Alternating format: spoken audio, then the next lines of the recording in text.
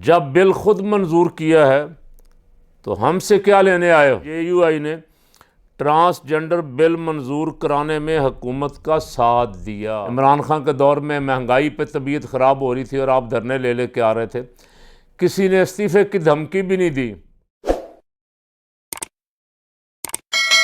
बिस्मिल्लाहिर्रहमानिर्रहीम नहमदुहु व नसल्ली व नसल्लिम अला रसूलिहिल करीम।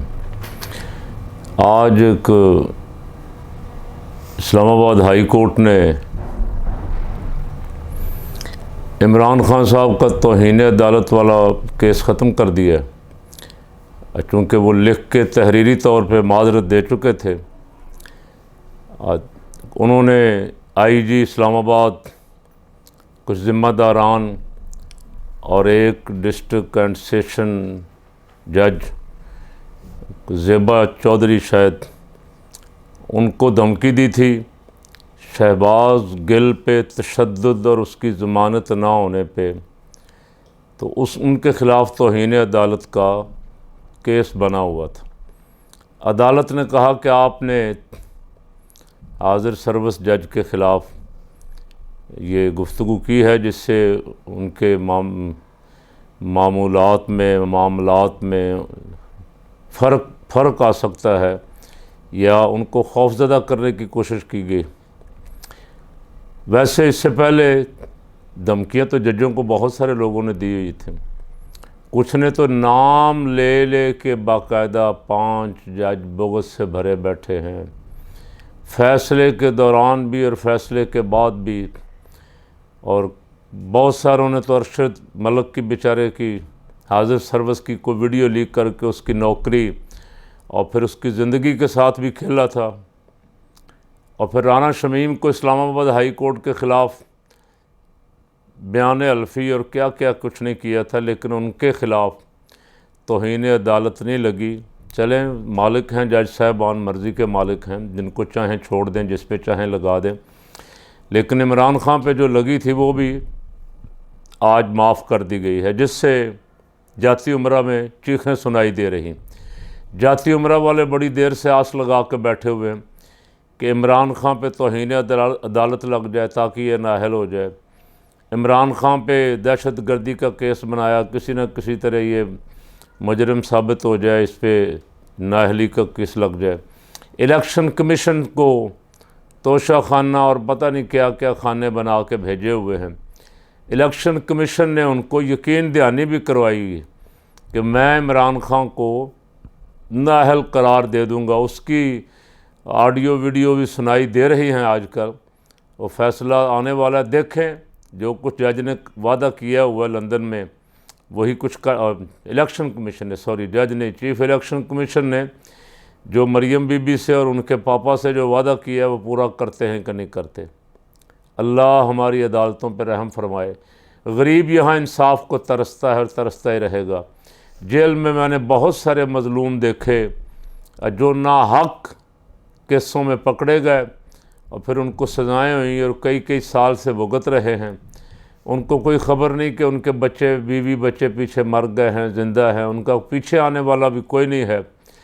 और जज साहबान भी ड्यूटी पे जाते हैं वहाँ जेल में भी, बहुत सारों को छोड़ आते हैं, लेकिन छोड़ते भी शायद उनको हैं जिनकी कोई लिस्ट विस्ट बनी होती है। काश जज साहबान वहाँ तमाम कैदियों को ख़ुद अगर कभी कभी उनके मामलात तफसील से पूछ लिया करें तो शायद बहुत सारे बेगुनाह जो हैं वो भी जेलों से रिहा हो जाएं। लेकिन यहाँ तो बाज़ ऐसे भी हैं कि जिन पे झूठे मुकद्दमात बने हैं वो मर जाते हैं तो उनके मुकद्दमात का फ़ैसला आता है। लेकिन कुछ ताकतवर ऐसे हैं जिनके ख़िलाफ़ ना को तौहीन अदालत लग सकती है, बल्कि उनके ख़िलाफ़ हज़ारों सबूत भी हों तो जज कहते हैं आपके तो ज़िम्मे है ही कुछ नहीं, ना आपकी कोई प्रॉपर्टी है, ना आपके ज़िम्मे को पैसा है, ना आप किसी पब्लिक के ओहदे पे रहे हैं। बहरहाल दूसरा आज मज़ेदार एक काम ये हुआ कि मौलाना फजलुर रहमान की जमात JUI के वकील कामरान मुर्तज़ा साहब सुप्रीम कोर्ट में पहुंच गए ट्रांसजेंडर के ख़िलाफ़। ट्रांसजेंडर बिल पे उस दिन का हम शोर कर रहे हैं कि मौलाना साहब बोलें, मौलाना साहब इस्तीफ़ा दे दें, मौलाना साहब इस असम्बली में ना बैठें। लेकिन मौलाना के कान पे कुछ जूं ऐसी बातों की जूं भी उनके कान पे नहीं रेंगती। जब वो इक़्तिदार में ना हों या कुर्सी पे ना हों फिर उनका इस्लाम ख़तरे में, उनकी ख़त्म अक़ीदा ख़त्म नबूवत भी ख़तरे में, और उनको हर मुखालिफ जिसकी वजह से वो इक़्तिदार से बाहर हों वो यहूदियों का एजेंट नज़र आता है। अब हमने सारी कौम ने शोर किया, उलमाए किराम ने, बहुत सारे उनके मसलक के उलमा ने भी कहा कि ये क्या हो रहा है। तो अब मौलाना का वकील सुप्रीम कोर्ट पहुंच गया। सुप्रीम कोर्ट के चीफ जस्टिस साहब ने उनसे पूछा, कहा जब बिल खुद मंजूर किया है तो हमसे क्या लेने आए हो। चीफ जस्टिस सुप्रीम कोर्ट का JUI के वकील सेनेटर कामरान मुर्तज़ा से सवाल। सेनेटर कामरान मुर्तज़ा ने अदालत में तस्लीम कर लिया कि JUI ने ट्रांसजेंडर बिल मंजूर कराने में हुकूमत का साथ दिया। मतलब यह है कि अदालत सिर्फ आवाम को बेवकूफ़ बनाने के लिए गए।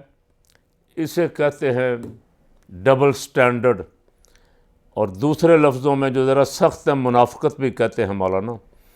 आप एक तरफ से तो बिल पास करवा रहे हैं, आपके किसी मेंबर ने वॉकआउट नहीं किया, बाइकाट नहीं किया, किसी मेंबर की तबीयत ख़राब नहीं हुई, जिस तरह आपकी इमरान खान के दौर में महंगाई पे तबीयत ख़राब हो रही थी और आप धरने ले लेके आ रहे थे।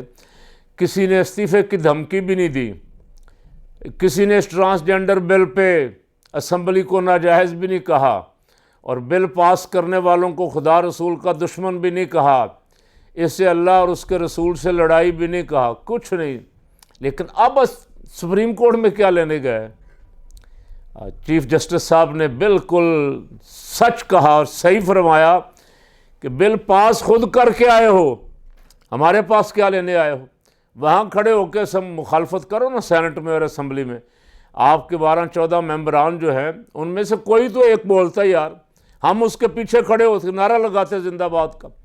कोई एक सेनेटर बोलता, को आपका कोई एक वज़ीर बोलता, क्या वो मिनिस्ट्रियों पे इस्लाम और ईमान कुर्बान किए बैठे हैं। ये मिनिस्ट्रियाँ और ये MNA-शिप और सेनेटरशिप हमेशा रहेगी। ये तो मौलाना 4 दिन की चांदनी फिर अंधेरी रात है, पता नहीं ये किस दिन ख़त्म हो जाएगी। लेकिन अगर आखिरत में अल्लाह और उसके रसूल की बारगाह में जवाब देना पड़ेगा कि आपको मौका मिला था, आपको मेंबरशिप भी मिली थी असम्बली की, आपने इस्लाम का, अल्लाह रसूल के कानून का कितना दिफा किया, इसका जवाब ज़रूर सोच रखें।